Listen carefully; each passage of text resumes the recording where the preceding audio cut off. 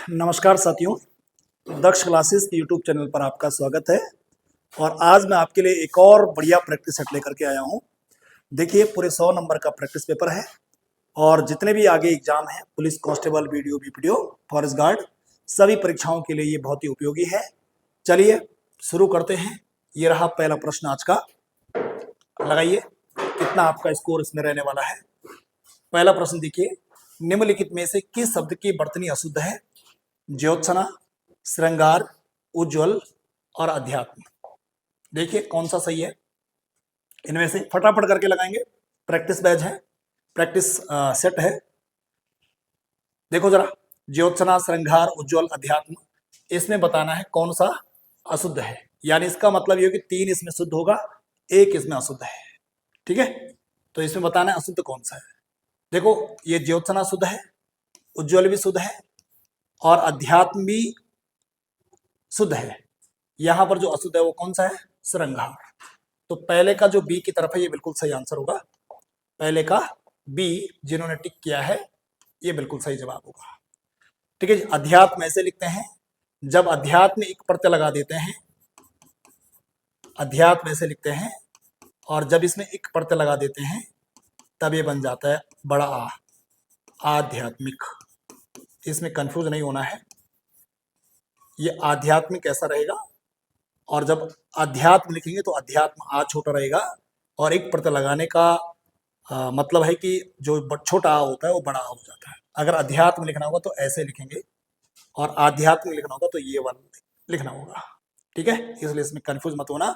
बहुत सारे बोलते हैं कि ये वाला होगा, कि ये वाला आध्यात्म ऐसा होता है, तो आध्यात्म ये गलत है। ठीक है, ये वाला सही है।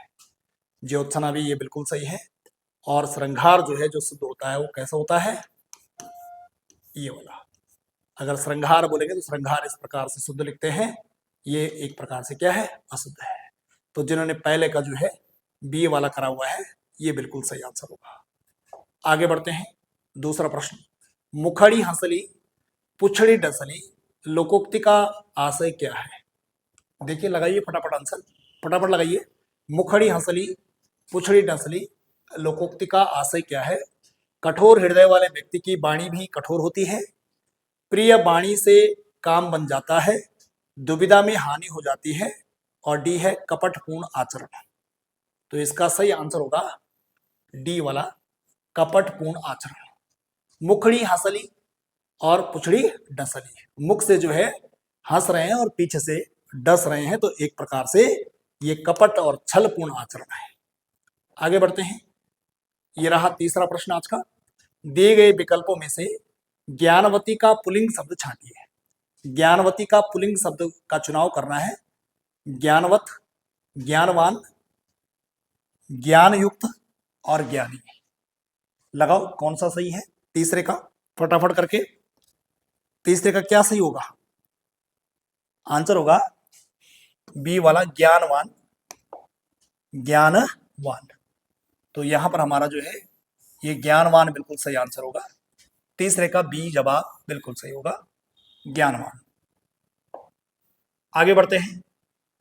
चौथा, क्रिया की किस रूप में कर्ता के अनुसार लिंग परिवर्तन नहीं होता है? लिंग परिवर्तन कहां पर नहीं होता है? क्रिया की किस रूप से कर्ता के अनुसार लिंग परिवर्तन नहीं होता है? वर्तमान कालिक रूप में, भविष्य कालिक रूप में, भूतकालिक क्रिया में, आज्ञार्थक रूप में। ये पहले भी आया था, तो इसका भूतकालिक क्रिया इसका बिल्कुल सही आंसर होगा। भूतकाल में जो है क्रिया का कर्ता के अनुसार जो है लिंग परिवर्तन नहीं होता है। ठीक है, आगे बढ़ते हैं। पांचवा, मेरे घर से आपका घर 5 किलोमीटर दूर है। इस वाक्य में घर से में कौन सा कारक है? यहां पर बताना घर से कौन सा कारक है इसमें। कर्ता ने कर्म को कर्ण से, ये तो आप पढ़ा ही है, कर्ता ने कर्म को कर्ण से, संप्रदान के लिए आपादान से। तो से यहां पर देखो, मेरे घर से आपका घर 5 किलोमीटर दूर है, तो अलगाव का बोध हो रहा है, इसलिए यहां पर कौन सा कारक होगा? आपादान कारक। तो जो डी की तरफ है ये बिल्कुल सही होगा। यहां पर मेरे घर से आपका घर 5 किलोमीटर दूर है, इस वाक्य में घर से कौन सा कारक है? तो यहां पर जो है मेरा घर आपका घर से 5 किलोमीटर दूर है, तो यहाँ पर अलगाव का बोध हो रहा है, इसलिए यहाँ पर अपादान कारक है। आया भी है एग्जाम में, पर अपादान कारक ही यहाँ पर आंसर आया है। आगे बढ़ते हैं। छठा, निम्नलिखित शब्दों में से एक का अर्थ ऐतराज है, यानी इनमें से बताना यह है कि इन 4 विकल्पों में से कौन सा ऐसा विकल्प है जिसका अर्थ जो है ऐतराज है। बताइए, 4 विकल्प आपके सामने है। ऐतराज इनमें से किसका अर्थ है? आफत का, आपत्ति का, संकट का या विपत्ति का? लगाओ फटाफट करके, इनमें से कौन सा सही आंसर होगा? इनमें से फटाफट लगाइए। छठे का जो बी की तरफ है ये बिल्कुल सही है, यहां पर आपत्ति बिल्कुल सही आंसर होगा। आपत्ति का मतलब एक प्रकार से क्या है? ऐतराज है। सातवां देखो, निम्नलिखित में अर्थ की दृष्टि से सही शब्द युग्म कौन सा है? अर्थ की दृष्टि से सही शब्द युग्म बताना है, कौन सा सही है इनमें से। लीजिए, ये 4 ऑप्शन आपके सामने है। जातेप लोहा लिखा हुआ है। ध्यान आपको याद रखना है कि एक तरफ जो ये शब्द दिए हुए हैं ये इन्हीं के पर्यायवाची शब्द है। तो निम्नलिखित अर्थ की दृष्टि से सही शब्द का युग्म कौन सा है? क्या इसका ये पर्यायवाची है? क्या इसका ये पर्यायवाची है? क्या इसका ये पर्यायवाची है? क्या इसका ये पर्यायवाची है? तो इनमें बताना यह है कि अर्थ की दृष्टि से शब्द युग्म कौन सा सही है।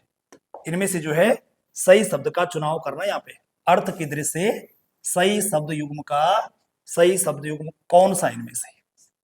जातेप, जातरूप, परभृत और ताम्रचूट। लगाइए सही फटाफट करके। देखिए, इनमें से जो डी की तरफ है ये बिल्कुल सही है। ताम्रचूट, मुर्गा, ये बिल्कुल सही पर्यायवाची है। बाकी जो ये पर्यायवाची है ये तीनों के तीनों गलत हैं। गलत इसलिए हैं क्योंकि जातदेव जो शब्द है, ये जातदेव जो पर्यायवाची होता है ये अग्नि का होता है। किसका होता है? अग्नि का। तो यहां पर जातदेव का बिल्कुल जो सही पर्यायवाची होगा क्या होगा? अग्नि। तो इसलिए जातदेव के आगे लोहा नहीं होना चाहिए था, बल्कि क्या होना चाहिए था? अग्नि। दूसरा देखा जातरूप, ये जातरूप चांदी का पर्यायवाची नहीं है। जातरूप का पर्यायवाची होता है यहाँ पर क्या? यहाँ पर अग्नि ना होकर के, यहाँ पर चांदी ना होकर के, यहाँ पर क्या होना चाहिए था? सोना। तो जातरूप सोने का पर्यायवाची है, न कि चांदी का। और जो परभृत के आगे लिखा हुआ कौवा ये इसलिए गलत है क्योंकि ये कोयल का पर्यायवाची है। तो यहां पर याद रखना, जो परभृत है ये कोयल का है, यहां पर कौवा नहीं होना चाहिए था। जातरूप सोने का है, यहां चांदी नहीं होना चाहिए था। और जातदेव अग्नि का है, यहां लोहा नहीं होना चाहिए था। और जो ताम्रचूड़ है ये मुर्गा का बिल्कुल सही पर्यायवाची है। इसलिए अर्थ की दृष्टि से सही शब्द युग्म कौन सा है? तो डी वाला विकल्प बिल्कुल सही होगा। ठीक है, आगे बढ़ते हैं। 8वां प्रश्न, गंगा गए गंगादास और जमुना गए जमुनादास, लोकोक्ति का सही अर्थ क्या है? न्यायप्रिय, सिद्धांतहीन, आदर्शवादी और चरित्रहीन। लगाइए सही आंसर फटाफट करके। लगा दिया होगा आपने अपने मन में, लगाते रहिए। सिद्धांतहीन ये बिल्कुल इसका सही आंसर होगा। गंगा गए गंगादास, जमुना गए जमुनादास, लोकोक्ति का सही अर्थ है सिद्धांतहीन व्यक्ति। आगे देखो 9वां प्रश्न, जमादार शब्द स्रोत के आधार पर किस वर्ग का शब्द है?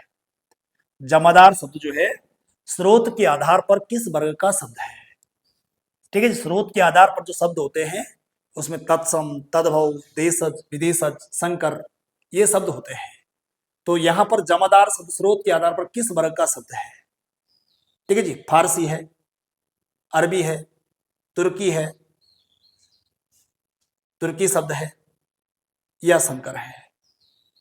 ठीक है, तत्सम, तद्भव, तत्सम है, तद्भव है, देशज है, विदेशज है।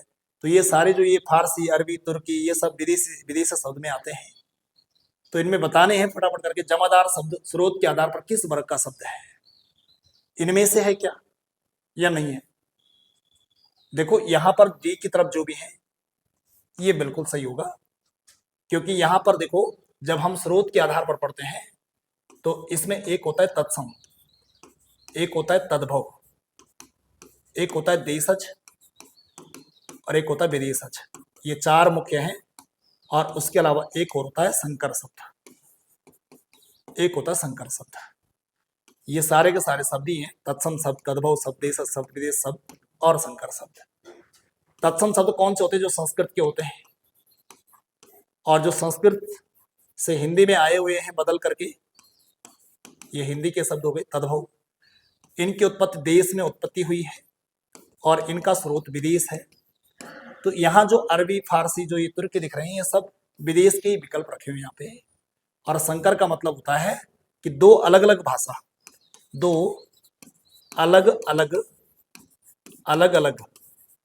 भाषा के शब्द जब आपस में मिलते हैं तो उनसे मिलने वाला जो शब्द होता है वो संकर शब्द होता है। जैसे यहाँ पर जमादार दे रखा है, यहाँ पर एक शब्द जमा है और एक शब्द क्या है, दार है। तो जमा जो शब्द है ये अरबी भाषा का है और दार जो शब्द है ये कैसा है, फारसी का है। और अरबी प्लस फारसी दो अलग अलग भाषा के शब्द इकट्ठा हो गए ये जमादार। इसलिए यहाँ पर जमादार में यहाँ पर अरबी और फारसी दो मिलकर के बना हुआ है, तो यहाँ पर क्या कहलाएगा, संकर शब्द कहलाएगा। तो 9वां का हमारा क्या हो जाएगा, डी। आगे देखो 10वां प्रश्न, निम्नलिखित में से कौन सा युग्म सही सुमेलित नहीं है, सही सुमेलित नहीं है इनमें से। ओझा, ओझा का लेख रखा उपाध्याय, कपास का करपट, कला का कदली, पसीना का परसिन। ठीक है जी, ये एक तरफ तत्सम है और एक तरफ तद्भव है। और इसमें बताना ये है कि क्या ओझा का उपाध्याय ठीक है, उपाध्याय ठीक है, बिल्कुल ठीक है ना। इधर से कदली केला ये भी ठीक है, पसीना परसिन ये भी ठीक है, लेकिन कपास करपट ये ठीक नहीं है। ठीक है जी, ये ठीक नहीं है, करपट नहीं होना चाहिए, यहाँ पर क्या होना चाहिए था, कपड़ा होना चाहिए था। ठीक है जी, करपट नहीं बल्कि क्या होना चाहिए था, कपड़ा होना चाहिए था। ठीक है, इतनी बात ठीक हो गई होगी। आगे बढ़ते हैं 11वां प्रश्न, सूची 1 को सूची 2 के साथ सही सुमेलित कीजिए और सूची के नीचे दिए गए कूट का प्रयोग कर सही उत्तर चुनिए। सही उत्तर चुनिए। एक तरफ ये सूची 1 है, सूची 2 है, ये सूची 1 है, ये सूची 2 है। तो इधर मिलान करना है आपने। जो संकल्प है ये सीधे सीधे भाई तत्सम शब्द है। जो संस्कृत के शब्द होते हैं उनमें इस प्रकार की बिंदी होती है। और जो सूरज है ये सूर्य से बना हुआ है, तद्भव, काका देशज हो जाएगा और मोटर विदेशज हो जाएगा। तो यानी ए का हो जाएगा हमारा 3। ठीक है जी, ए का 3, 3 का ए चाहिए हमें, 3 का ए, 3 का ए यहाँ पर मिल रहा है, एक की जगह है। 1 का बी, 1 का बी ठीक है, 1 का बी है। 2 का सी, 2 का सी ठीक है। तो ये सी वाला जो विकल्प है इस तरफ जाएंगे हम, ये वाला बिल्कुल सही होगा। आगे बढ़ते हैं, ये रहा 12वां प्रश्न, निम्नलिखित शब्दों में से एक वचन कौन सा है। एक वचन शब्द का चुनाव करना है, एक वचन इनमें से कौन सा है। प्राण, दर्शन, ओठ, तेल, लगाओ फटाफट। जो प्राण है ये बहुवचन है, बताओ अब। दर्शन ये भी बहुवचन है, ये भी बहुवचन है। ओठ ये भी बहुवचन है। ये तेल जो है क्या हो जाएगा, एक वचन हो जाएगा। इसलिए यहां पर बताना था कि एक वचन शब्द कौन सा है, तो तेल वाला होगा। आगे देखिए 13वां प्रश्न, इनमें से कौन सी पत्रिका महात्मा गांधी अंतर्राष्ट्रीय हिंदू विश्वविद्यालय द्वारा प्रकाशित है। कौन सी पत्रिका है, तद्भव, पहल, वसुधा और डी है बहुवचन। तो यहां पर आंसर होगा हमारा डी वाला बहुवचन। जो बहुवचन है ये महात्मा गांधी अंतर्राष्ट्रीय हिंदी विश्वविद्यालय द्वारा प्रकाशित है और ये एक प्रकार की त्रैमासिक पत्रिका है ये।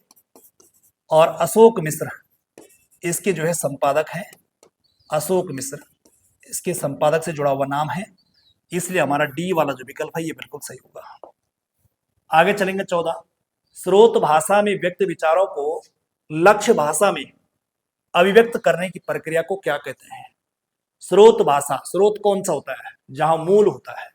तो स्रोत भाषा में व्यक्त विचारों को लक्ष्य भाषा में अभिव्यक्त करने की प्रक्रिया को क्या कहते हैं। संक्षेपण, अनुवाद, संप्रेषण या पल्लवन। कौन सा सही होगा, यहां पर हम बी की तरफ जाएंगे, अनुवाद। स्रोत भाषा का हम अनुवाद करेंगे, ठीक है जी, तब हम लक्षित भाषा में जो है अभिव्यक्त करने की ओर अग्रसर होंगे। तो ये जो प्रक्रिया कहलाती है अनुवाद कहलाती है। कि स्रोत भाषा में व्यक्त विचारों को लक्ष्य भाषा में अव्यक्त करने की प्रक्रिया को ही अनुवाद कहते हैं। ठीक है जी। आगे बढ़ते हैं 15वां। सूची एक के समूह का मिलान सूची 2 से कीजिए और दिए गए कोट सही उत्तर का चयन कीजिए। तो देखिए इनमें से 15वां का मिलाइए, फटाफट समय दे रहा हूं आपको मिलाने का, मिलाइए फटाफट करके। ये रहा प्रश्न आपके सामने,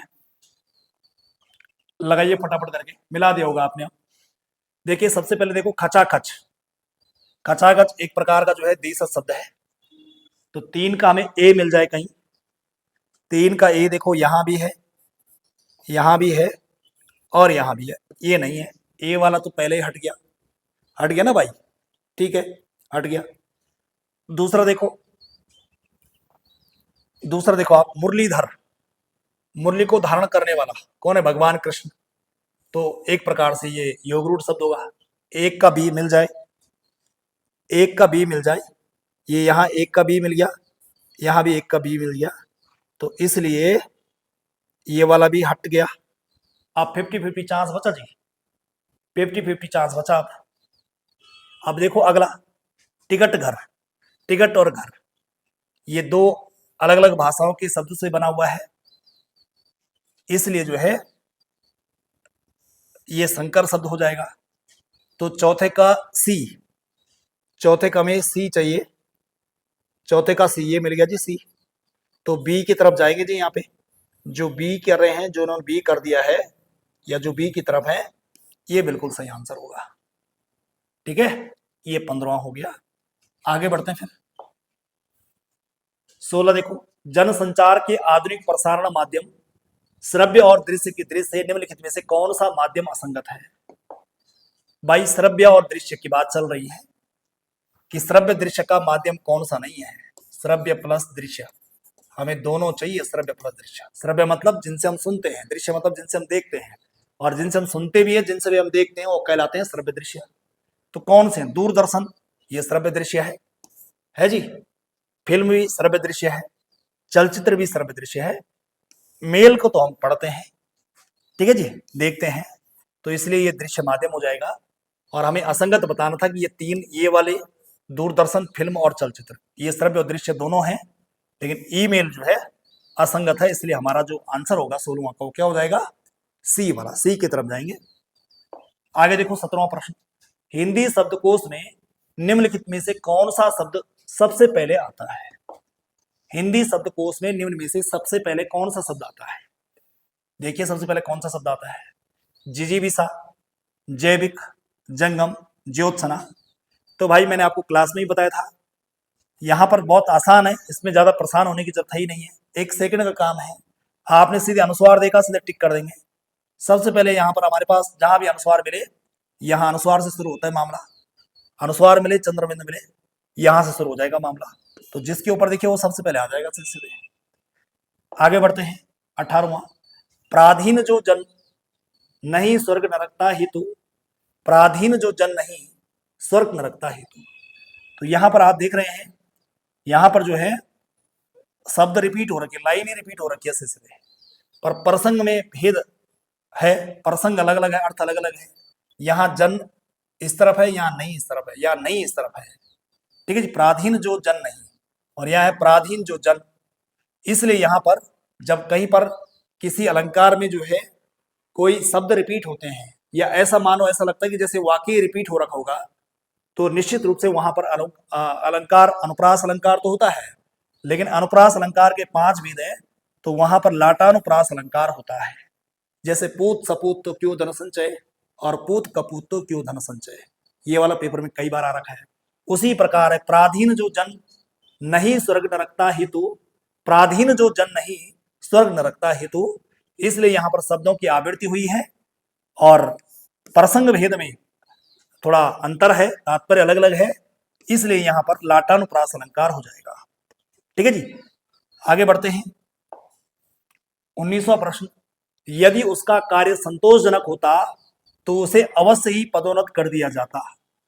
यदि उसका कार्य संतोषजनक होता तो उसे अवश्य ही पदोन्नत कर दिया जाता। एक प्रकार का जो है संकेत मिल रहा है यहाँ पे, तो हमारा सिंपल सी बात है कि यहाँ पर कौन सा वाक्य हो जाएगा, संकेतवाचक वाक्य हो जाएगा। निषेधवाचक निगेटिविटी है नहीं है, कोई संदेह है नहीं है, ठीक है जी, विधानवाचक है नहीं है, संकेतवाचक यहाँ पर आंसर होगा। ये रहा हिंदी का लास्ट प्रश्न। पेड़ा पड़ी फूट, पेड़ा पड़ी फूट, गां पड़ी लूट। पेड़ा पड़ी फूट, गां पड़ी लूट, लोकोक्ति का तात्पर्य क्या है? पहला है फूट डालने वाले सब जगह मिल जाते हैं। पारिवारिक झगड़ा, पारिवारिक झगड़ा जग हंसाई कराता है। आपसी झगड़ा मिलकर सुलझाना चाहिए और घर के झगड़े से बाहरी व्यक्तियों को लाभ होता है। तो पेड़ा पड़ी फूट, गांव पड़ी लूट, मतलब घर में जब झगड़े होते हैं तो उससे बाहरी व्यक्तियों को लाभ होता है। बाहर के व्यक्ति तो चाहते हैं कि आपके घर में झगड़ा हो, कलेश हो, ठीक है जी। तो डी वाले जो विकल्प हैं ये बिल्कुल सही होगा, कि डी की तरफ जो भी है आप बिल्कुल सही है। तो इस प्रकार से हिंदी के 20 प्रश्न पूरे हो गए हैं। अगर आप हिंदी में, है ना, कम से कम बता रहा हूं, अगर 15 नंबर ला रहे हैं तो ठीक है, 15 ज्यादा ला रहे हैं तो बहुत अच्छी बात है। कम से कम हिंदी में जो है 15 कम से कम होने ही चाहिए। अगर आपके हिंदी में 15 से कम आते हैं तो आप सिलेक्शन से दूर हैं। तो आप ध्यान से सुनिए बात को, कि 15 से ज्यादा कम से कम 17-18 नंबर तक आ जाने चाहिए। नहीं तो कम से कम अगर नंबर किसी पेपर में अगर हिंदी में आए तो 15 से कम नहीं आने चाहिए, ठीक है। चलो अब आगे उत्तराखंड देखो आप।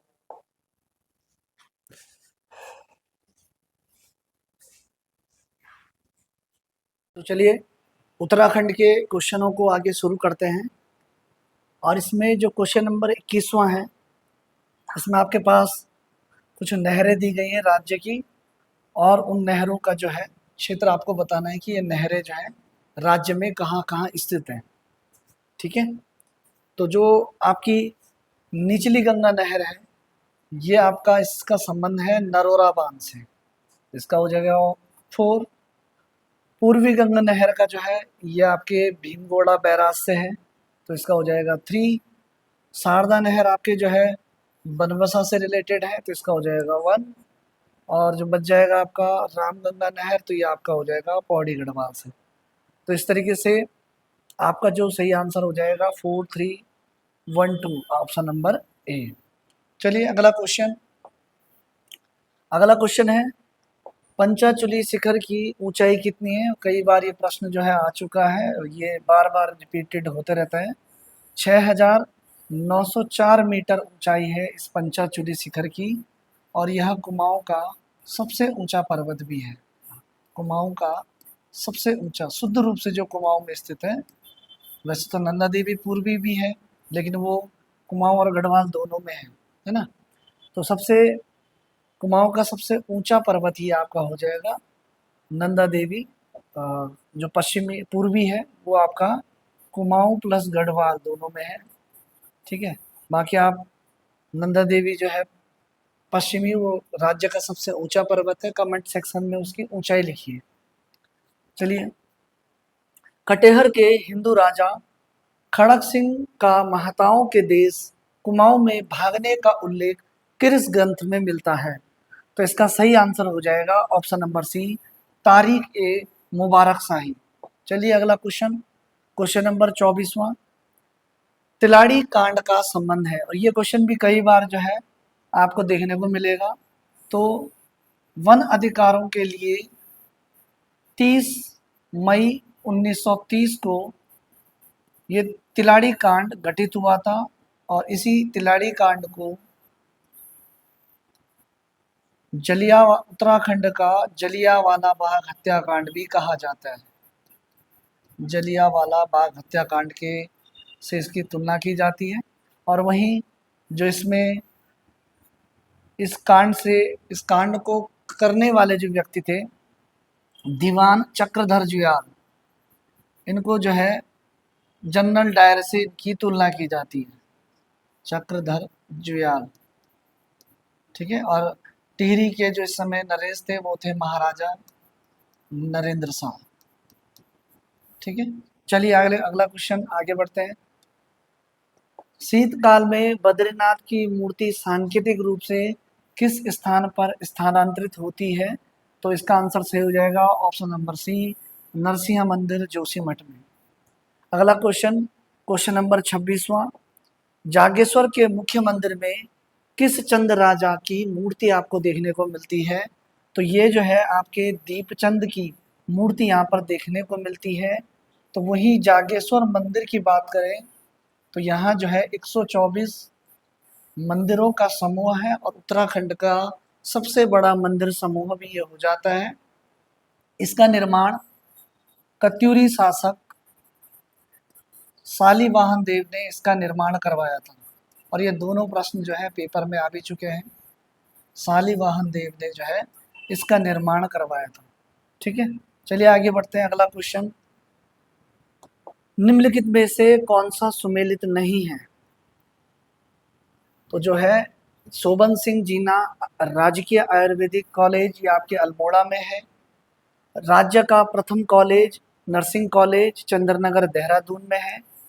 वहीं राज्य का प्रथम प्रथम सैनिक स्कूल ये उत्तरकाशी में नहीं है। तो इसका सही आंसर जो है ऑप्शन नंबर सी हो जाएगा, अखिल भारतीय आयुर्विज्ञान संस्थान, यह आपके जो है ऋषिकेश में हो जाएगा। ठीक है, तो ये जो है उत्तरकाशी में न होकर के इसका सही आंसर जो है वो है घोड़ाखाल। और 21 मार्च नैनीताल भवाली के निकट जो है घोड़ाखाल में जो है ये स्थित है। और 21 मार्च 1966 को जो है इस स्कूल की स्थापना की गई थी और ये उत्तराखंड का पहला सैनिक स्कूल भी था। अगला क्वेश्चन, चैतु और माणकू नामक चित्रकार किस राजा के दरबार में आश्रय मिला था? तो ये हो जाएगा आपका आंसर सुदर्शन शाह। अगला क्वेश्चन नंबर 29वां, टिहरी बांध परियोजना से बिजली उत्पादन प्रारंभ हुआ था। तो ये आपकी जो है टिहरी बांध से बिजली उत्पादन जो प्रारंभ हुई थी वो था 2006 में 30 जुलाई 2006 को यहाँ से बिजली उत्पादन प्रारंभ हुआ था। 1972 में योजना आयोग के द्वारा जो है इस बांध के निर्माण की संस्तुति मिल जाती है। 1978 में बांध निर्माण जो है उत्तर प्रदेश सिंचाई विभाग के द्वारा शुरू किया जाता है और इसी के समय जो है बांध विरोधी समिति 1978 में स्थापित हो जाती है। और उसके बाद जो है 10 वर्षों तक ये बांध का निर्माण बहुत स्लो चल रहा था, इसलिए जो है 1988 में टीएचडीसी की स्थापना की जाती है और 1990 को टीएचडीसी को जो है इसका कार्यभार सौंपा जाता है।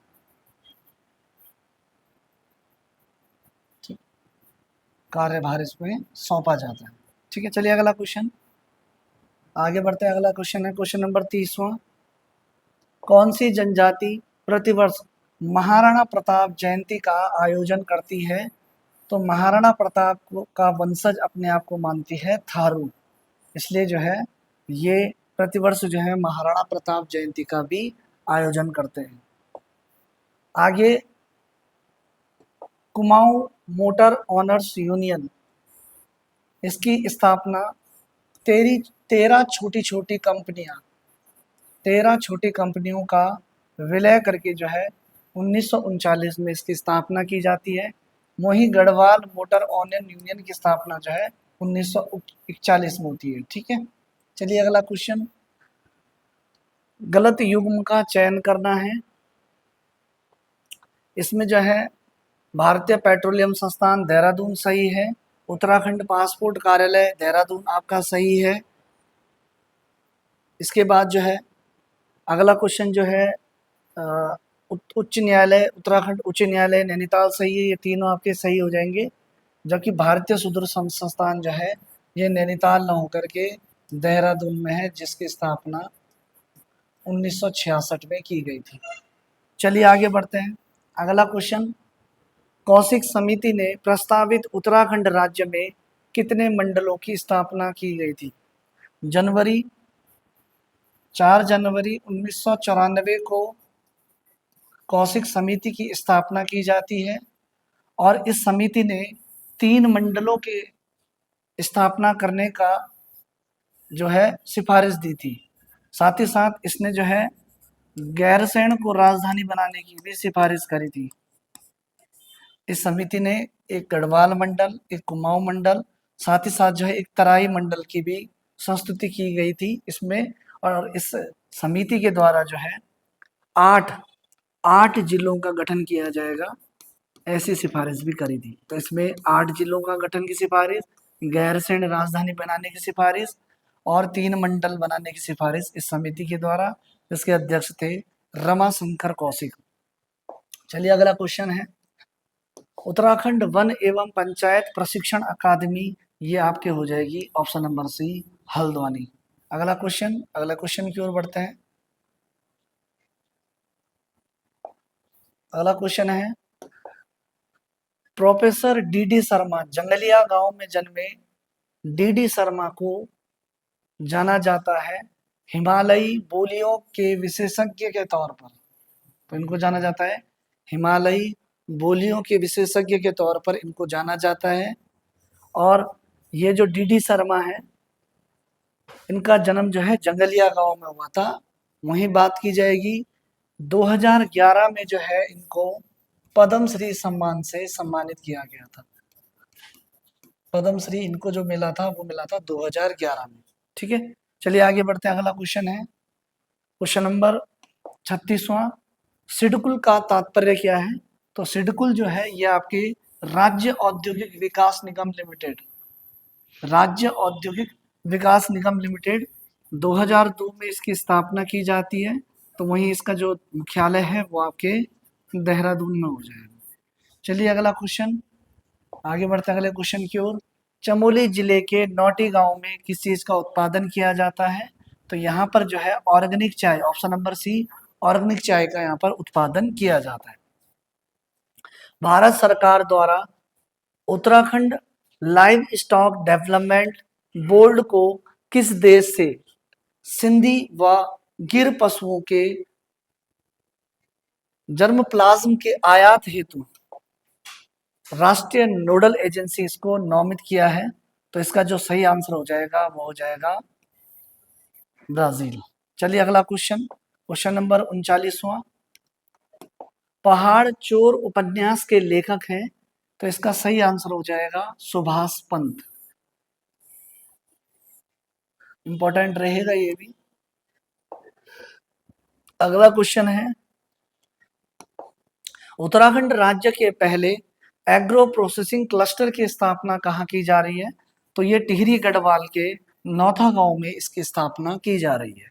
चलिए अगला क्वेश्चन है क्वेश्चन नंबर 41वां, उत्तराखंड ने हाल ही में अपनी पहली वाइन उत्पादन इकाई का उद्घाटन जो किया है वो आपके कोटद्वार जिले में किया, कोटद्वार में, पौड़ी की कोटद्वार में किया है। अगला क्वेश्चन, उत्तराखंड में किस वर्ष बेलकुची आपदा घटित हुई थी? तो 1970 में ये आपदा घटित हुई थी। इतनी बड़ी ये आपदा थी नहीं। अलकनंदा की सहायक नदी ही ये आपकी बेलकुची है और अलकनंदा का यहाँ पर जो है जल जो है वो अवरुद्ध हो गया था, उस कारण जो है ये आपदा देखने को हमें मिलती है। उत्तराखंड में प्रचलित किस व्यवस्था को गांधी पुलिस के नाम से जाना जाता है? अभी हाल ही में लोअर पीसीएस के एग्जाम में ये प्रश्न पूछा गया था। तो गांधी पुलिस के नाम से जो है राजस्व पुलिस व्यवस्था को जाना जाता है, क्योंकि राजस्व पुलिस व्यवस्था जो है बिना हथियारों के जो है काम करती है पुलिस की भांति, इसलिए इसे जो है राजस्व पुलिस व्यवस्था को जो है गांधी पुलिस व्यवस्था के नाम से जाना जाता है। राज्य में प्रथम सुगंध उद्यान की स्थापना ये आपके की गई है लाल कुआं में। चलिए अगला क्वेश्चन नंबर 45वां क्वेश्चन हो जाएगा। इसमें से 2 विकल्प दिए गए हैं, बताना है सही विकल्प कौन सा है। मुख्य सीमा भ्रंश शिवालिक और लघु हिमालय को पृथक करता है, बिल्कुल सही हो जाएगा। और शिवालिक हिमालय की नवीनतम पर्वत श्रेणी है, ये भी आपका सही हो जाएगा। तो ऑप्शन नंबर 1 और 2 दोनों आपके सही हैं। अगला क्वेश्चन नंबर 46वां, खेल के क्षेत्र में अग्रणी पुस्तक क्रीड़ा पथ के लेखक जो है ये आपके हो जाएंगे Rajesh Mohan Upreti, option number A. अगला क्वेश्चन की ओर बढ़ते हैं। क्वेश्चन नंबर 47वां हो जाएगा, उत्तराखंड की सबसे बड़ी व्यापारिक मंडी तो उत्तराखंड की सबसे बड़ी व्यापारिक मंडी जो है वो आपकी हल्द्वानी हो जाएगी। और यदि उत्तराखंड का पहला नगर पूछेगा तो आपका चंपावत हो जाएगा। ठीक है, चलिए अगला क्वेश्चन, क्वेश्चन नंबर 48वां। भारत ही नहीं अपितु विश्व की पहली महिला मेजर है, इसका हो जाएगा आंसर कुमारी माया टम्टा, ऑप्शन नंबर सी। अगला क्वेश्चन, क्वेश्चन नंबर 49। पारा थीमों पर आधारित वह संग्रहालय जिसमें उत्तराखंड के ऐतिहासिक प्रमाण मौजूद हैं, तो हिमालय पुरातत्व निर्वंशीय संग्रहालय, जिसकी स्थापना जो है 1980 में की गई थी। आगे चलिए अगला क्वेश्चन, क्वेश्चन नंबर 50वां। इसमें जो है आपके पास कुछ परियोजनाएं दी गई हैं और उस परियोजना का जो है आपको जो है जनपद दिया गया है। तो वही बात की जाएगी कोटली भेल परियोजना, ये आपके जो है टिहरी जनपद में है और ये आपके टिहरी जनपद में है, ऑप्शन नंबर 2 इसका हो जाएगा। टिहरी जनपद में ये नदी जो है ये गंगा नदी पर निर्मित ये परियोजना है। इसके बाद लोहारी नागपाला परियोजना, ये आपके उत्तरकाशी में है, तो इसका आंसर ऑप्शन नंबर 3 हो जाएगा। और उत्तरकाशी में ये भागीरथी नदी के तट पर है। उतियासु बांध परियोजना पौड़ी गढ़वाल में, और ये आपके जो है ऑप्शन नंबर 4 हो जाएगा, अलकनंदा नदी के तट पर हो जाएगी। फाइनली आपका जो एक ऑप्शन बच गया है वो है देहरादून जनपद में, और देहरादून में जो एक किसाऊ परियोजना है, ये किसाऊ परियोजना है, ये आपके ऑप्शन नंबर फर्स्ट हो जाएगा और ये आपके जो है टॉस नदी पर स्थित हो जाएगी। तो इस तरीके से 2, 3, 4, 1 इसका सही आंसर हो जाएगा, और 2, 3, 4, 1 आपके किस में है, ऑप्शन नंबर बी में है। ठीक है, चलिए अगला क्वेश्चन, क्वेश्चन नंबर 51वां। आपके पास कुछ समाचार पत्र दिए गए हैं, इसका बताना है आपको कौन सा सही सुमेलित है। तो शक्ति 1918 बद्रीदत्त पांडे बिल्कुल सही है ना। आपको मालूम ही है 1970 में डिबेटिंग क्लब की स्थापना हुई थी, और इसी डिबेटिंग क्लब के तत्वाधान में 1971 में अल्मोड़ा अखबार निकाला गया था। ठीक है, फिर 1913 में इस अल्मोड़ा अखबार के संपादक बनते हैं बद्रीदत्त पांडे।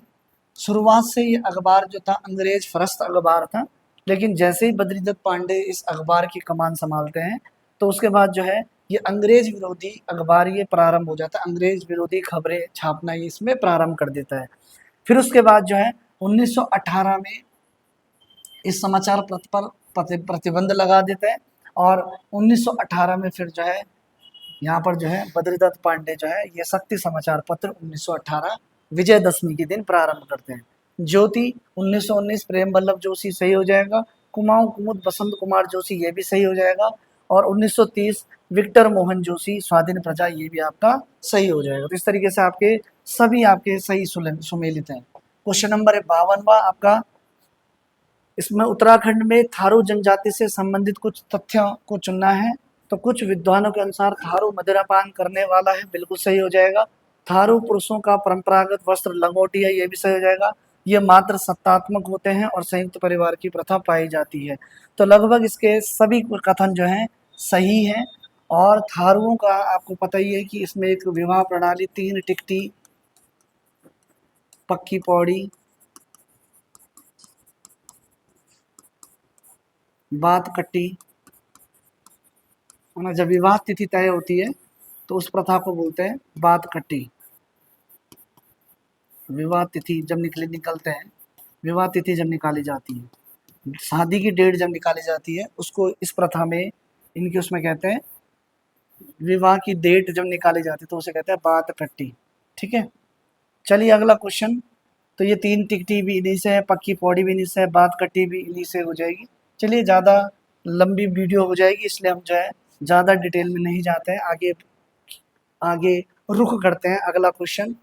क्वेश्चन नंबर 53वां है, 2001 से 11 के मध्य सबसे कम दशकीय वृद्धि दर वाले जिले। तो सबसे कम दशकीय वृद्धि दर जो है सबसे पहले पौड़ी गढ़वाल का है -1.41।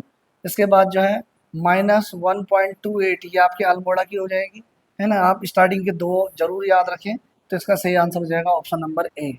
फिर टिहरी गढ़वाल 2 पॉइंट के आसपास है। चलिए आगे अगले बढ़ते हैं। क्वेश्चन नंबर 54वां है, उत्तराखंड का मंदराम क्षेत्र और बाराकोट क्षेत्र जो कि देहरादून के कालसी क्षेत्र में इसकी स्थिति होती है, देहरादून कालसी में ये दोनों क्षेत्र पड़ते हैं। और ये आपके जो है ऑप्शन नंबर ए चूना पत्थर के लिए ये महत्वपूर्ण है, चूना पत्थर के लिए पाया जाता है, चूना पत्थर यहाँ पाया जाता है। इसी में सफेद रंग का सख्त और भारी चूना पत्थर की जो प्राप्ति हमें होती है वो आपके मसूरी से होती है। ठीक है, ये भी आपके प्रश्न पेपर में बन चुका है। चलिए आगे अगला क्वेश्चन बढ़ते हैं। क्वेश्चन नंबर 55वां है, उत्तराखंड में पाई जाने वाली फसलों का क्रम घटते क्रम में आपको बताना है। तो आपको पता ही है कि गेहूं का जो है उत्तराखंड में 30% भाग पर जो है गेहूं पाया जाता है। तो वहीं चावल जो है ये आपके 26% के आसपास चावल पाया जाता है। वहीं मंडवा की बात करें तो 8% के आसपास मंडवा पाया जाता है। तो वहीं गन्ने की बात करें तो गन्ना जो है 9% के आसपास राज्य में पाया जाता है।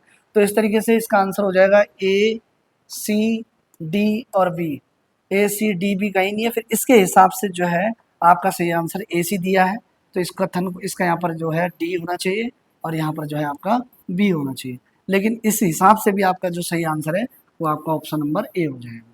चलिए आगे अगला क्वेश्चन की ओर रुख करते हैं। क्वेश्चन नंबर 56वां, आपके पास कुछ जो है वृक्षों के कुछ दिए गए और उनके यूजेस दिए गए। आपको इनमें लगाना है कि खैर से प्राप्ति होती है कत्थे की, नंबर 2। भोजपत्र के तने से कागज बनाया जाता है, नंबर 1। देवदार से जो है आपके सुगंधित तेल की प्राप्ति होती है, नंबर 4। और विलो से जो है क्रिकेट के बल्ले वगैरह बनाए जाते हैं। तो इसका आंसर ऑप्शन नंबर, तो इसका सही आंसर हो जाएगा 2143। 2143 कई बार जो है एक ही ऑप्शन से आपका जो है आंसर बन सकता है। चलिए अगला क्वेश्चन नंबर 57वां, ये रिपीट ही हो गया है। चलिए क्वेश्चन नंबर 58वां है। क्वेश्चन नंबर 58वां है, गौरा देवी, ये आपके सभी को मालूम है, बहुत बेसिक क्वेश्चन है। गौरा देवी चिपको आंदोलन से, तो इसका जो है सेकंड 2 जगह आ रहा है। गौरा देवी चिपको आंदोलन से 1974 में ये चिपको आंदोलन प्रारंभ हुआ था। ठीक है, आगे जो है सच्चिदानंद भारती के द्वारा जो है पानी रखो आंदोलन हो जाएगा। कल्याण सिंह रावत के द्वारा जो है आपका मैती आंदोलन हो जाएगा। और वहीं राजा नरेंद्र शाह के समय जो है रवाई कांड, हमने पीछे भी बात करी थी। ठीक है, तो इस तरीके से इसका आंसर जो हो जाएगा सेकंड, फर्स्ट, थर्ड, फोर्थ, 2 1 3 4, 2 1 3 4। चलिए अगला क्वेश्चन नंबर 59वां, उत्तराखंड में कौन सा ताल उबलता हुआ ताल है? तो आपको बहुत ही पुराना और रिपीटेड क्वेश्चन है, फाचकंडी बयां ताल, जो कि आपके उत्तरकाशी जिले में स्थित है। और आज का जो है आखिरी प्रश्न आज के पेपर का, और इसमें आपको जो है नदियां दी गई है और नदियों की आपके पास जो है लेंथ दी गई है। तो यहीं पे बात करें, सबसे लंबी नदी जो है उत्तराखंड में वो काली नदी है, जिसका जो है 252 किलोमीटर की लेंथ है। इसके बाद जो है भागीरथी है, जिसका आपकी लेंथ जो है 205 किलोमीटर के आसपास है। ठीक है, चलिए तो सरयू की जो लेंथ है 146, पूर्वी रामगंगा 108, गौरी गंगा 104 और यमुना 136। तो 1 2 3 4 ऑप्शन नंबर बी। तो दोस्तों ये आपके जो है उत्तराखंड के 40 क्वेश्चन कंप्लीट हुए। अब आगे आपके जीएस के क्वेश्चन है। Thank you. चलो दोस्तों, इससे पहले हमने उत्तराखंड का देखा, अब हम जीएस और रीजनिंग का हिस्सा देखेंगे, कौन कौन से क्वेश्चन पूछे गए थे। इसमें पहला क्वेश्चन है कि मनरेगा का पूर्ण रूप क्या है? तो मनरेगा का पूर्ण रूप आप जानते हैं, महात्मा गांधी राष्ट्रीय ग्रामीण रोजगार सृजन अधिनियम आपके पास। ठीक, अब ठीक तरीके से ध्यान रखें ना, इसका नाम पहले मनरेगा नहीं था, पहले क्या हुआ करता था, केवल नरेगा हुआ करते थे। तो जो नरेगा अधिनियम है ये 2005 में आया है। ठीक, और उसके बाद ये 2 फरवरी 2006 को क्या कर दिया गया था, लागू कर दिया गया। उसके बाद 2009 में, अक्टूबर 2009 में नरेगा का नाम बदल करके क्या कर दिया गया, मनरेगा कर दिया गया। तो इसका नाम जो मनरेगा आया है, पूरा नाम आपको ध्यान रखना है, 2009 में इसका मनरेगा नाम दिया गया। बाकी बेसिक बात है आप ठीक तरीके से जानते हैं कि इसके तहत ग्रामीण हिस्सों में 100 दिन का रोजगार दिया जाता है और राज्य पर निर्भर करता है कि मनरेगा के तहत वह कितनी आपके पास दिहाड़ी देगा, वो राज्यों पर निर्भर करता है। और आप ये भी जानते हैं कि मनरेगा में 100 दिन का जो काम है उसमें से लगभग आपके पास महिलाओं की हिस्सेदारी मैक्सिमम होनी चाहिए, 50% के आसपास किसकी हिस्सेदारी होनी चाहिए, महिलाओं की होनी चाहिए, महिलाओं को उसमें रोजगार दिलवाना चाहिए। ठीक। अगला क्वेश्चन ये पूछ रहा है, भारतीय बीमा विनियामक और विकास प्राधिकरण IRDAI का मुख्य कार्यालय किस शहर में स्थित है? क्लियर है? ये मुख्य जो कार्यालय है इसका ये किस शहर में स्थित है आपके पास है, ये क्वेश्चन पूछा गया। आपको ध्यान रखना है इसका जो मुख्य कार्यालय है वो हैदराबाद में, कहाँ है? हैदराबाद में है। और जो IRDAI जो बना था ये वर्ष 1999 में क्या किया गया था?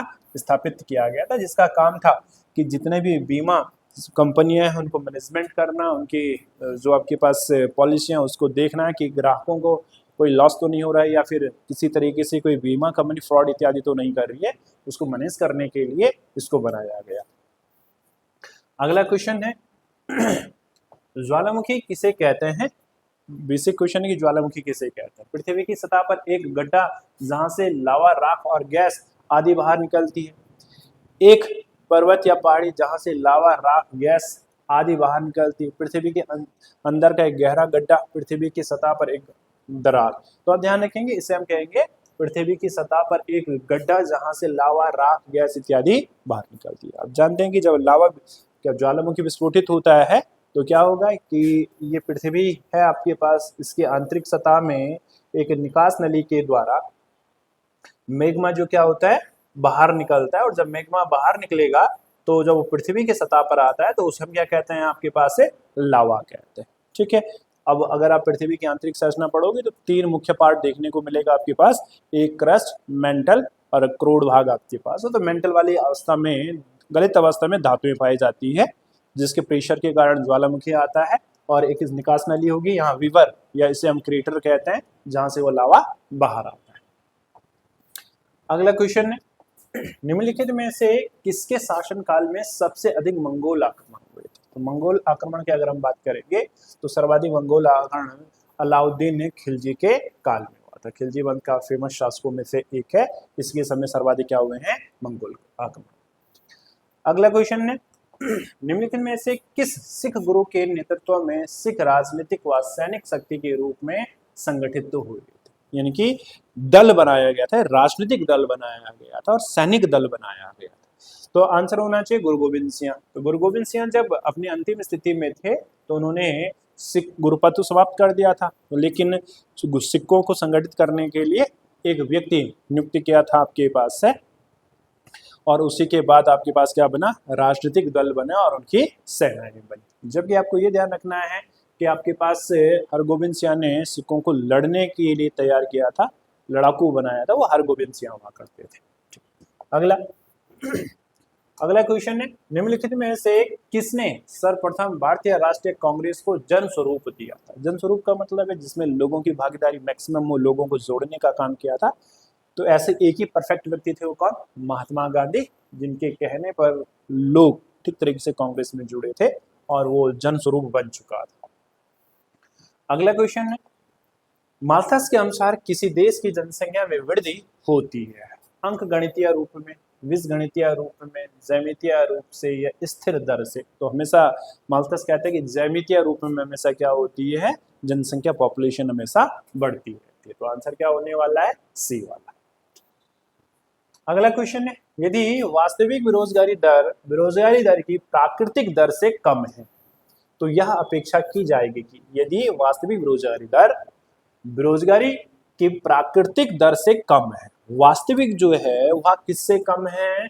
आपके पास बेरोजगारी की प्राकृतिक दर से कम है, तो यह अपेक्षा की जाएगी क्या होंगे? महंगाई की दर में वृद्धि होगी, मजदूरी में कमी होगी, बेरोजगारी की प्रकृति में प्राकृतिक दर में कमी आएगी, वस्तुओं और सेवाओं की मांग में कमी आएगी। तो ध्यान रखना महंगाई की दर में वृद्धि होने वाली, क्योंकि वास्तविक बेरोजगारी की दर जो वास्तविक थी वो किससे कम है? जो बेरोजगारी की प्राकृतिक दर है उससे अगर कम है तो मतलब जो होनी चाहिए थे उससे भी कम है, तो इसका मतलब महंगाई बढ़ रही है। क्या हो रहा है जी? आपके पास से महंगाई बढ़ रही है। अगला औद्योगिक रूप से विकसित शहरी केंद्र आमतौर पर किससे घिरे होते हैं? तो जितने भी आपके पास विकसित शहर होते हैं वह किससे घिरे हुए होते हैं आपके पास? सीधी सी बात है, अगर किसी क्षेत्र को शहर बनाना है, ग्रामीण हिस्से को, तो उसका विकास करना होगा, तो जब विकास हो जाएगा तो वो शहर बन जाएगा। तो इसका मतलब होगा कि जब तक वह पहले क्या ना रहा हो, ग्रामीण हिस्से में ना रहा हो, तब तक वो शहरी हिस्सा नहीं बन पाएगा। तो सीधा सा बात है, कृषि ग्रामीण भीतरी प्रदेश, यानी कि कृषि ग्रामीण के भीतर वाला क्षेत्र हमेशा ऐसा होगा, हमेशा ही ऐसा हो। ठीक, अगला, निम्नलिखित में से कौन सी झील हैदराबाद और सिकंदराबाद में जुड़वा शहरों को जोड़ती है? तो बहुत फेमस है, हुसैन सागर आपके पास है, तेलंगाना में देखने को मिलेगी आपके पास ये झील, वहां ये बनी हुई है।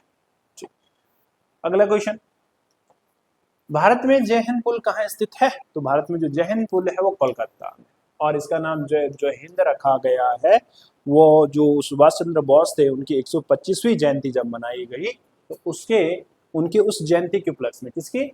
एससी आपके पास सुभाष चंद्र बोस के 125वीं जयंती पर, क्लियर है? तो कोलकाता का जो पुल था उसका नाम क्या रखा गया? जय हिंद। तो जय हिंद नारा दिया था इन्होंने आपके पास है, क्लियर? इसकी जो लंबाई है, इसकी जो क्या है जी आपके पास लंबाई है, लेंथ है, वो लगभग 650 मीटर के आसपास, इसलिए ये जय हिंद पुल बहुत बार पूछेगा आपसे। ठीक, अगला क्वेश्चन, मोराइन शब्द का अर्थ क्या है? संचित बर्फ का पिघलना, उच्च स्तरीय सहायक नदी, ग्लेशियर द्वारा परिवहन और जमा की गई सामग्री, ऊर्ध्वाधर पक्षों और चौड़ी मंजिल वाली घाटी। नहीं, तो हम मोराइन किसे कहते हैं? जो ग्लेशियर द्वारा परिवहन और जमा की गई जो सामग्री होती है उसे हम क्या कहते हैं जी? मोराइन नाम देते हैं। क्या नाम देते हैं उसको? मोराइन नाम देते हैं। अगला है, किस मुगल शासक ने भारत की वनस्पतियों और प्राणी जगत, ऋतुओं और फलों का विशद विवरण अपनी दैनिक डायरी में दिया था? यानी कि उसकी जो डायरी थी, उस डायरी को क्या कहते हैं जी? दिन कहते हैं आपके पास, दैन दिन आपके पास, अगला ना होगा आपके पास, दैन दिन जिसे कह सकते हैं। ये हिंदी रूपांतरण है इसका, ये अंग्रेजी वर्जन इसका आपके पास है। ये आपके पास किसने किया था? बाबर ने किया था। किसने किया था? बाबर ऐसा करने वाला पहला व्यक्ति। अगला, शियाल सीमा तथा नीफे के स्वरूप में या रूप में भूगर्भ का विभाजन किसने किया था? क्लियर? पृथ्वी को 3 भागों में बांटने वाला जो व्यक्ति था, आंतरिक संरचना को, एक सबसे बाहर उसने कहा है सियाल। सियाल का मतलब सिलिका और एल्यूमिनियम, सीमा का मतलब है सिलिका और मैग्नीशियम, नीफे का मतलब है निकेल और आयरन। ये 3 परत बताई थी एडवर्ड स्वेस ने। किसने बनाई थी? एडवर्ड स्वेस ने। एडवर्ड स्वेस ने इसके बारे में बताया था कि हमारी पृथ्वी की जो आंतरिक संरचना है ये 3 धातुओं के आधार पर इसको डिसाइड किया था, सिलिका, एल्यूमिनियम, मैग्नीशियम इत्यादि के आधार पर। तो इन्होंने इसको क्लासिफाइड किया था और 3 चरणों में डिवाइड किया। अगला, निम्नलिखित में से कौन विजय स्तंभ या निम्नलिखित में से विजय स्तंभ कहाँ स्थित है? तो विजय स्तंभ स्थित है जी चित्तौड़गढ़ में। तो ये चित्तौड़गढ़ में बनाया था आपके पास राणा कुंभा ने, और राणा कुंभा ने इसको बनाया था 1448 में। और किसके विजय के उपलक्ष्य में बनाया था? तो विजय के उपलक्ष्य में ध्यान रखेंगे, मालवा का शासक हुआ करता था आपके पास से मोहम्मद खिलजी। तो मोहम्मद खिलजी को पराजित किया था 1448 में। तो उसको हराने के उपलक्ष्य में चित्तौड़ का जो ये किला है जिसका नाम क्या है? विजय स्तंभ, उसका निर्माण किया। ठीक, अगला, निम्नलिखित में से किसने वॉइस ऑफ इंडिया नामक समाचार पत्र किया था, मतलब प्रकाशित किया था, लिखा था? लाला हरदयाल ने, वीडी सावरकर ने, दादा भाई नौरोजी ने या भिकाजी कामा ने? तो ये क्या था आपके पास? दादा भाई नौरोजी ने बंबई से इसको प्रकाशित किया था। और आप कमेंट्स करके बता सकते हैं कि यह किस वर्ष आपके पास प्रकाशित किया गया था, वह वर्ष कौन सा है? तो अगर आप में से किसी को पता है, कोई जानता है, तो फटाफट से कमेंट्स कर सकता है और बता सकता है कि कब प्रकाशित हुआ था। तो आपको ध्यान रखना है, इसका प्रकाशन हुआ था 1883 में। ठीक, अगला क्वेश्चन, क्रांतिकारियों के एक गुप्त समाज अभिनव भारत का गठन किया था। प्रफुल्ल चाकी ने, खुदीराम बोस ने, वी.डी. सावरकर ने या भगत सिंह ने। तो ये परफेक्ट व्यक्ति थे वी.डी. सावरकर। तो वी.डी. सावरकर ने, आपको ध्यान रखना है, एक बनाया था मित्र मेल नामक एक संगठन बनाया था, मित्र मेल, ठीक। और ये जो मित्र मेल बना था ये भी लगभग 1883 के आसपास बना हुआ था, और बाद में इसी का नाम 1904 में क्या कर दिया गया, अभिनव भारत गठन कर दिया। और वी.डी. सावरकर के भाई हुआ करते गणेश सावरकर, इनके साथ इन्होंने मिलकर के इस जो आपके पास क्या था, ये जो आपके पास क्या बोलते उसका नाम, संस्था थी, उसका गठन किया। ये ध्यान रखेंगे, मित्र मेल का आपके पास जो प्रारंभ था वो आपके पास 1899 में हुआ, 1899 में, ध्यान रखेंगे आप लोग, कब हुआ था, 1899, ठीक। और 1904 में आपके पास क्या कर दिया गया था, इसका नाम अभिनव भारत समाज कर दिया। अगला क्वेश्चन है, एस्टेरॉइड बेल्ट निम्नलिखित में से किन ग्रहों के बीच में थे। एस्टेरॉइड बेल्ट का मतलब है क्षुद्र ग्रह। अब आप जानते हैं क्षुद्र ग्रह आपके पास बृहस्पति और किसके मध्य पाए जाते हैं, मंगल के मध्य पाए जाते हैं, ठीक। अगला क्वेश्चन, सर्वोच्च न्यायालय में न्यायाधीश से संबंधित कौन सी योग्यता गलत है। भारत का नागरिक अनिवार्य और नागरिक होना अनिवार्य, बिल्कुल ठीक है। उन्हें संसद की नजर में एक सम्मानित न्यायविद होना चाहिए, ये गलत बात है। उन्हें कम से कम 10 वर्ष के लिए उस न्यायालय में वकालत, बिल्कुल ठीक है, और ये वाले भी ठीक है। अगला क्वेश्चन क्या है, संसद के प्रति सरकार की जवाबदेही और मजबूत करने के लिए केंद्र सरकार के विभिन्न मंत्रालय और विभागों को सौंपे गए कार्यों की जांच करने के लिए विभाग संबंधी स्थायी समितियों की स्थापना की गई थी, की गई, किस वर्ष की गई आपके पास है, तो ये आपके पास हुई थी 1983 में। और आपको ध्यान रखना है विभागीय समितियों की संख्या टोटल मिलाकर कितनी होती है, 24 होती है, ठीक। अगला क्वेश्चन है, निम्नलिखित में से कौन सा भारत के नागरिक का मौलिक कर्तव्य है। मौलिक कर्तव्य की बात कर रहे हैं, अगर आप भाग पढ़ेंगे तो भाग 4 का है, उसमें हमारे पास एक आर्टिकल है, उस आर्टिकल का नाम है आर्टिकल 51 का है, जिसमें कुल मिला के कितने हैं, 11 मौलिक कर्तव्य। तो उन 11 मौलिक कर्तव्यों में से एक धर्म के आधार पर भेदभाव निषेध, ऐसा उल्लेख तो उसमें किया नहीं गया है आपके पास है, तो मौलिक कर्तव्य ये वाला तो नहीं है। किसी भी राय, विचार और विश्वास को स्वतंत्र रूप से व्यक्त करना, ये भी नहीं है, तो मूल अधिकार हो गया आपके पास। देश भर में आवास संचरण, ये भी मूल अधिकार है आपके पास। राष्ट्र की संस्कृति का संरक्षण करना, ये बात बिल्कुल ठीक है, ये वाली बात बिल्कुल ठीक है, ये कर्तव्य में लिखा गया है। अगला, भारत के सर्वोच्च न्यायालय के न्यायाधीशों को कार्यवाहक मुख्य न्यायाधीश के रूप में नियुक्त का अधिकार किसके पास है, तो ये सीधा सी बात है, कार्यवाहक न्यायाधीश की नियुक्ति राष्ट्रपति करेगा। अगर आप आर्टिकल 126 पढ़ेंगे तो आपको समझ में आएगा कि कार्यवाहक न्यायाधीश की नियुक्ति कौन करता है, राष्ट्रपति करता है। अगला क्वेश्चन, निम्नलिखित में से कौन सा अनुच्छेद कहता है कि 6 वर्ष की आयु पूरी होने तक सभी बच्चों के लिए प्रारंभिक बाल्यावस्था देखभाल और शिक्षा प्रदान का प्रयास करेगा। तो इसमें तो ये तो हाल ही में खूब चर्चाओं में आपके पास रहा, कौन, आर्टिकल 44 समान नागरिक संहिता उत्तराखंड में तो लागू भी हो गया और हाल में कोर्ट में गया हो।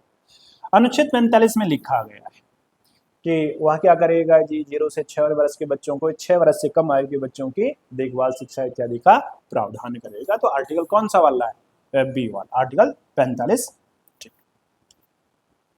अगला हो जाएगा, यूएनएफसीसी संयुक्त राष्ट्र जलवायु परिवर्तन यूएनए संबंधी अभिसमय की रूपरेखा निम्नलिखित में से किस बैठक में हुई थी। तो एक फेमस बैठक है रियो सम्मेलन, रियो डी जेनेरा, ब्राजील में आपके पास है, 1992 में हुई थी, जून के मास में, 13-14 जून 1992।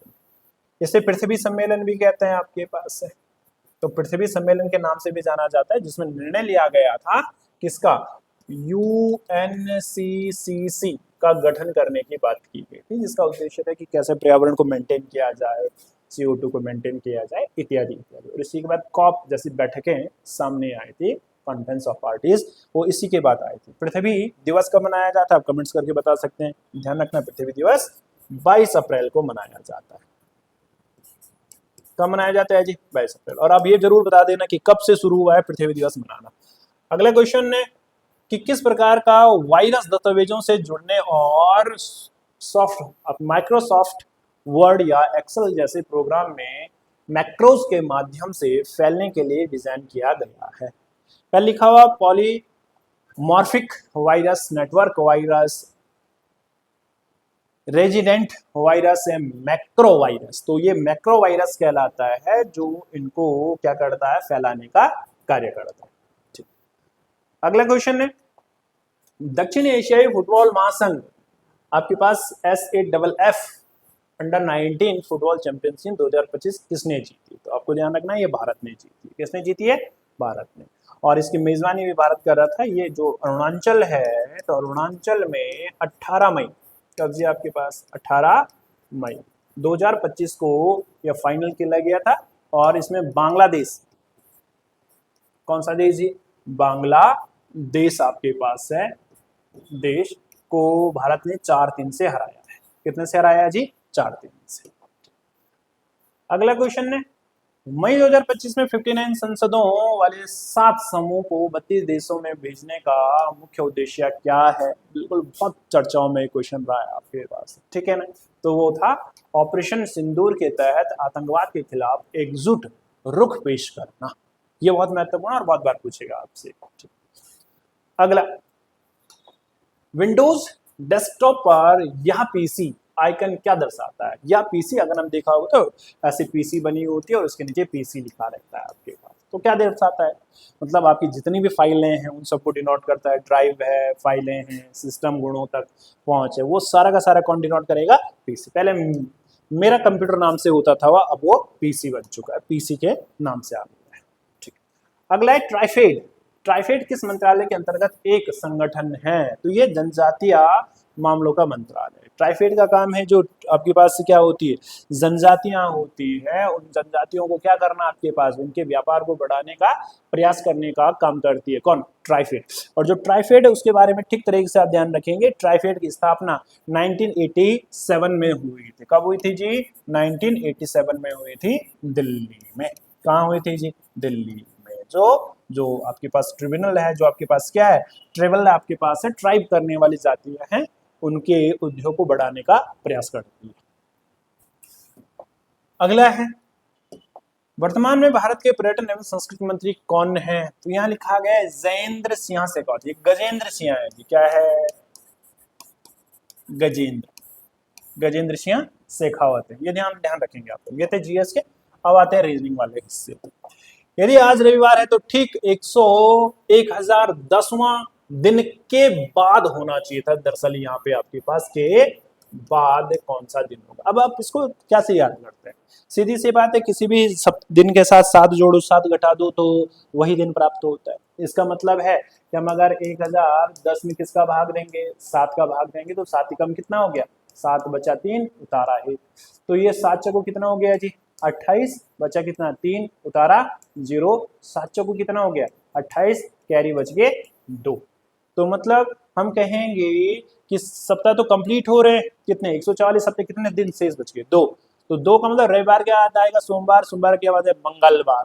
तो 2 दिन के बाद, तो 2 दिन के बाद यानी कि 2 दिन रविवार के साथ जोड़े, सोमवार मंगल, और बाद पूछ रहा है तो आंसर होना चाहिए कि आपके पास बुधवार होना चाहिए। अब ध्यान रखिए, किसी भी तारीख के साथ 7 जोड़ने पर, 7 दिन घटाने पर वही दिन प्राप्त होता है। मतलब अगर आज रविवार है तो इसमें 1010वां दिन, तो 44 सप्ताह आ जाएंगे, ये तो कंफर्म हो गए। और कितने शेष बच गए? 2 दिन, तो उनको ऐड कर देंगे और जो वो पूछना चाह रहा है वो आंसर देंगे।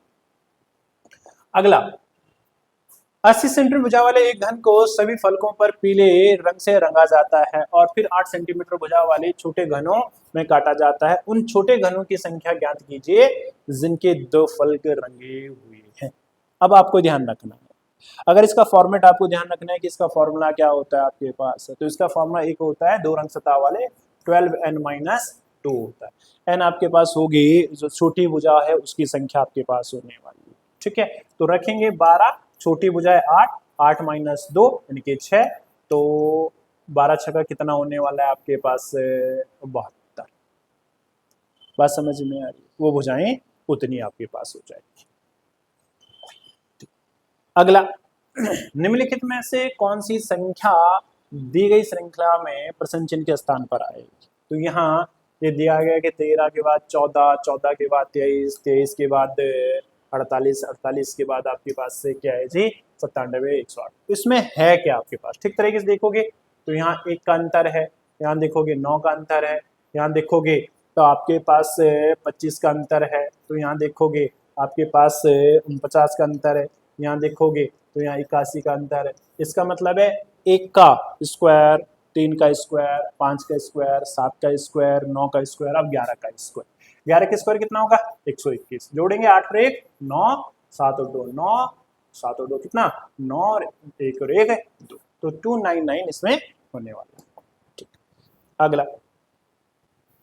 अगला क्वेश्चन है 8 मित्र A B C D E F G और एच एक सीधी रेखा में उत्तर की ओर मुख बैठे हैं, मुख करके बैठे हैं। एफ डी और जी के बीच बैठा है, एच बी एच और ए के बीच में बैठा है, ई जी के बाएं से तीसरे स्थान पर है, जी किसी कोने पर बैठा है, एच सी के बाएं और तीसरे स्थान पर बैठा है। तो कितने लोग हैं भाई? 8 लोग हैं। उत्तर की ओर मुआ है, उत्तर की ओर मुआ। अगर उत्तर की ओर है तो जिस ओर आपका दायां है उस ओर व्यक्तियों को भी दायां होगा, और जिस ओर आपका बायां है उस ओर बायां होगा। 1 2 3 4 5 6 7 8। ठीक, पहला क्वेश्चन कहता है कि एफ डी और जी के बीच में है। जो एफ है वो आपके पास जो एफ है डी और जी के बीच में, हमें नहीं पता डी और जी के पता है।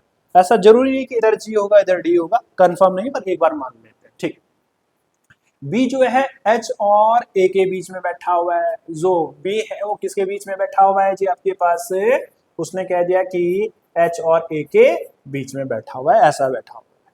ठीक, ई जी के बाएं से तीसरे स्थान पर है। जो ई है वो आपके पास जी के बाएं और तीसरे स्थान पर। अगर आप मान लेते कि जी यहाँ पे तो इसका बाएं इस और होगा, तीसरा इनकी 1 2 और 3 3 इनके मतलब ई यहाँ पर है। कई बात समझ में आ रही है आपके पास? ठीक, जी किसी एक कोने पर बैठा है, मतलब जी इस कोने पर या इस कोने पर बैठा हुआ है। अब सीधी सी बात है, अगर जी यहाँ बैठेगा तो जी का इधर दायां हो जाएगा और इधर बायां होगा। अब क्योंकि जी के बाएं तीसरे ई बैठा हुआ है, इसलिए 100% है कि जी हमेशा कहाँ बैठेगा? दाएं छोर पर। तो ये जो है तो यहाँ पे बैठेगा जी, यहाँ आएगा एफ, यहाँ आएगा डी, यहाँ जाएगा ई। क्लियर? ठीक, बैठे। अगला क्या कहता है कि एच सी के बाएं तीसरे स्थान पर बैठा हुआ है। जो एच है वो सी के बाएं तीसरे स्थान पर है। तो अब कैसे होने वाला है? क्योंकि सी जब बैठेगा यहाँ पर तो इसका बायां तीसरा होगा, अन्यथा और कोई स्पेस बचा नहीं, तो सी बैठेगा यहाँ, यहाँ पे आ जाएगा ए, यहाँ पे आ जाएगा बी और यहाँ पे आ जाएगा एच, इसलिए सी का बायां तीसरा होने वाला। क्वेश्चन क्या है? ए और ई के बीच में कौन बैठा हुआ है? ए और ई के बीच में सी बैठा हुआ है। कौन बैठा हुआ है जी? सी बैठ रखा है। ठीक, अगला निर्देश दिया गया। नीचे दिए गए प्रश्नों को 2 कथन 1 और 2 में दिए गए हैं, विश्लेषण करें और उत्तर दें कि क्या 2 कथनों में दी गई जानकारी प्रश्न का उत्तर देने के लिए पर्याप्त है या नहीं। ठीक, ये कह रहा है कि सायं 7 बजे है। ठीक, दीपाली को नोएडा से दिल्ली के लिए अगली बस कब मिल सकती है? कब मिल सकती है? शाम के 7 बजे। पहला कह रहा है कि दिल्ली के लिए बसें हर 30 मिनट के बाद रात 11 बजे तक जाती है। बिल्कुल ठीक है, अगर जाती है वो हर 30 मिनट बाद जाती है तो ठीक है। तो 20 मिनट पहले दिल्ली के लिए एक बस गई है। अब वो क्या कह रहा है आपके पास है कि शाम को 7 बज रहे, दीपाली को नोएडा से दिल्ली के लिए अगली बस कर लेंगे। वो टाइम ज्ञात करना है। अब हमें जब टाइम ज्ञात करना है तो इसका मतलब है कि हमें पहला वाला भी तर्क चाहिए, क्योंकि प्रत्येक 30 मिनट बाद जाती है बस और रात के 11 बजे तक जाती है। बिल्कुल ठीक हो गया। और ये कह रहे हैं कि 20 मिनट पहले दिल्ली के लिए बस गई है। वो 7 बजे आई थी। वो कितने बजे आई थी? 7 बजे। उसके आने से 20 मिनट पहले यानी कि लगभग 6:40 पर बस निकल गई होगी। कितने पर निकल गई होगी? 6:40 पर बस निकल गई होगी। वहां कितने बजे पहुंचे? 7 बजे। तो अगली बस कितने बजे आएगी? क्योंकि हर 30 मिनट बाद जा रही है तो इसका मतलब अगली बस जो जाएगी वो कितने पे जाएगी? 7:10 पर जाएगी। इसका मतलब हमें दोनों कथनों की आवश्यकता होगी और पता लगेगा कि कब जाएगी। तो हो जाएगा प्रश्न का उत्तर देने के लिए कथन 1 और कथन 2 दोनों होने अनिवार्य हैं। दोनों के आधार पर ही हम ये निष्कर्ष निकाल पाएंगे। ठीक, अगला क्वेश्चन क्या कह रहा है कि ए बी सी डी ई और एफ 6 व्याख्यान एफ 6 व्याख्यान प्रतिदिन एक व्याख्यान के क्रम से सोमवार से रविवार के बीच में निम्नलिखित वर्णित क्रम से आयोजित किए जाने हैं। सी का, अब ये क्या कह रहा है कि क्रम होना है आपके पास, ठीक है। पहला कथन है कि सी का आयोजन शुक्रवार को नहीं किया जाना चाहिए, मतलब सी शुक्रवार को आयोजन नहीं करता है, ये तो कंफर्म हो गया। ए का आयोजन डी के ठीक पहले किया जाना चाहिए, ये भी ठीक है। पजल है ये आपके पास एक तरीके से। बी और एफ के बीच में 2 दिनों का अंतर होना चाहिए। किसी एक दिन को कोई व्याख्यान नहीं है, पर शनिवार ऐसा दिन नहीं है और उस दिन के ठीक पहले एफ का आयोजित किया जाना चाहिए, यानी कि शनिवार से पहला हो जाना चाहिए आपके पास, ठीक है। ए का आयोजन बुधवार को होना चाहिए और उसके पश्चात एफ का आयोजन नहीं होना चाहिए। अब जो आपके पास की है आपके पास है वो यहां से शुरू होगा कि आपके पास से क्या है जी कि ए का आयोजन बुधवार को होना चाहिए और उसके पश्चात एफ का आयोजन नहीं होना, ये 100 कंफर्म हो गया। तो हमने कहा कि ई का तो आयोजन होगा किस दिन, बुधवार को, और ये भी कह रहा है कि बुधवार को होना चाहिए और उसके पश्चात एफ का नहीं होना चाहिए। उससे पहले हो सकता है किसका, एफ का, उससे पहले एफ का हो सकता है। इसमें एक और आयोजन एक और भी था कि आपके पास एक स्टेटमेंट इसमें और भी था कि सी का जो आयोजन है वो अंतिम दिन होता है, ऐसा इसमें एक और होना चाहिए था जो मेरे हिसाब से मिसप्रिंट हो गया होगा इसमें।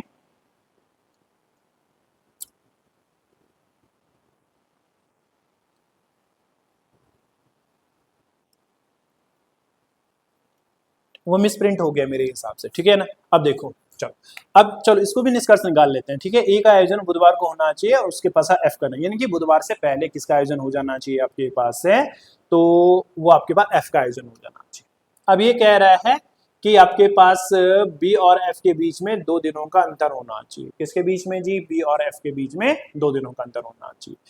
अब जो आपके पास है कि इसमें दरअसल एक मिस्टेक ये भी है कि सी का व्याख्यान अंतिम होगा। सी का व्याख्यान क्या होगा, अंतिम होगा। सी का व्याख्यान अंतिम होने का मतलब है रविवार का दिन होगा आपके पास, ये इसमें मिस्टेक है आपके पास हो रखी है।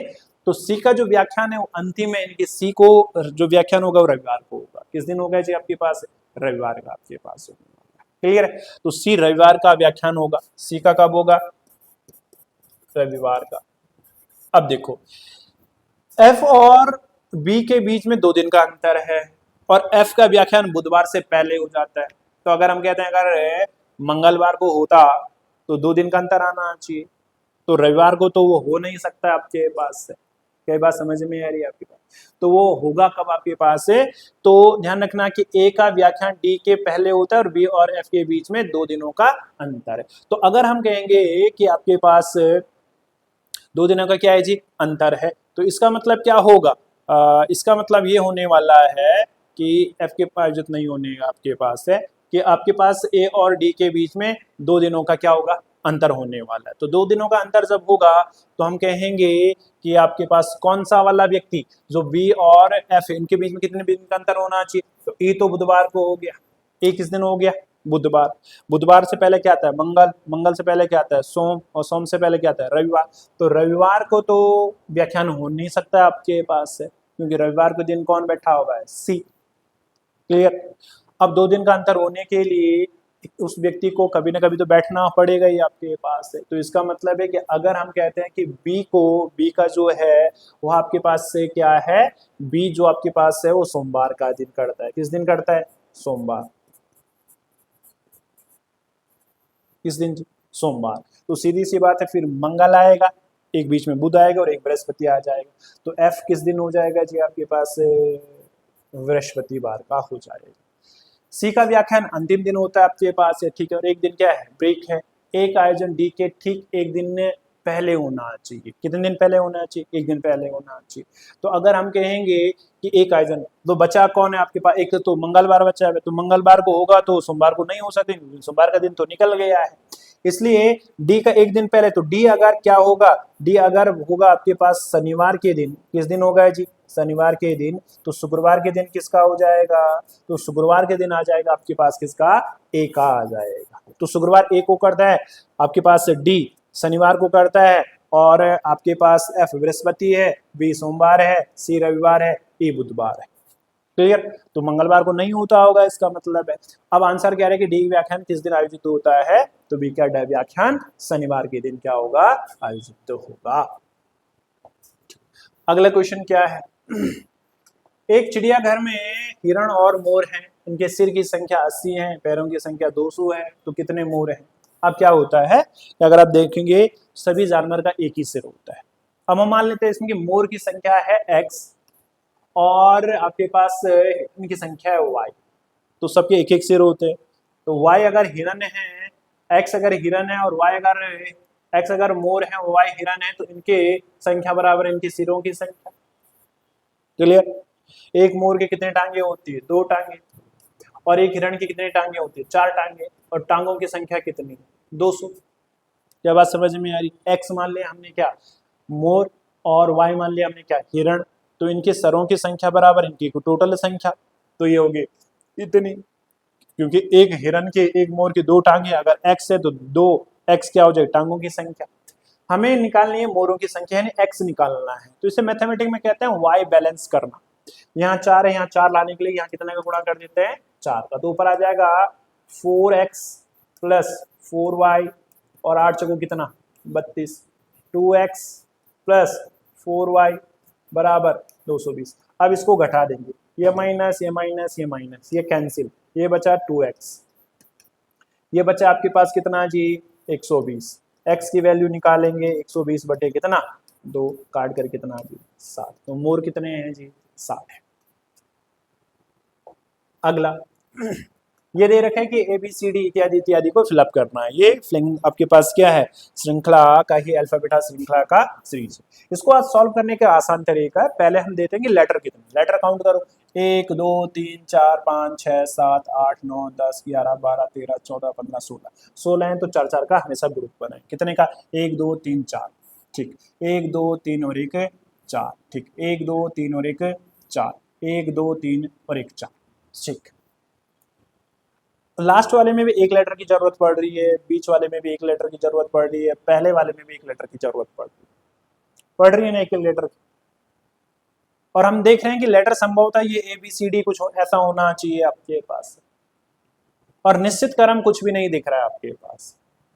इस श्रृंखला को हम कह सकते हैं प्रत्येक ग्रुप एक समान है, प्रत्येक ग्रुप क्या है, एक समान है।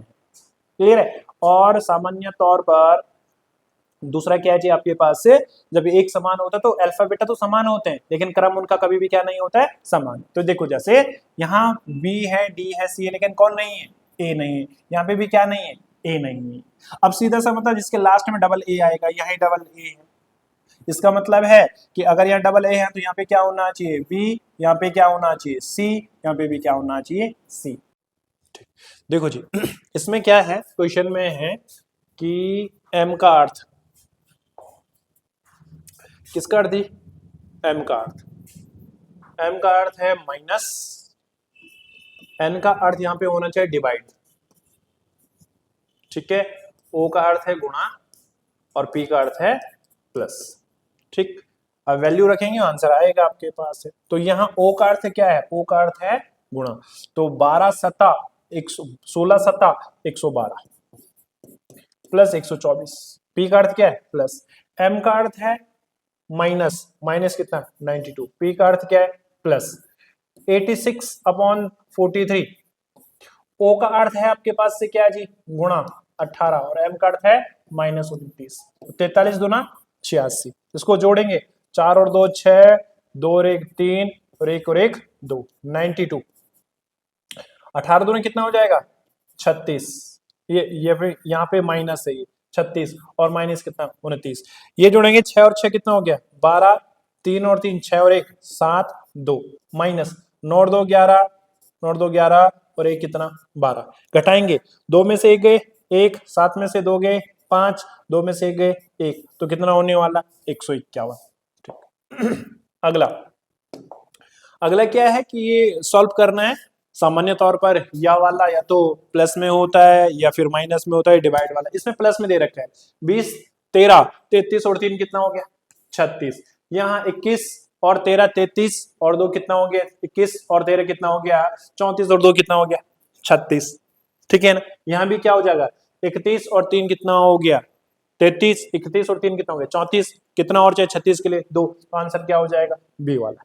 ठीक, थैंक यू।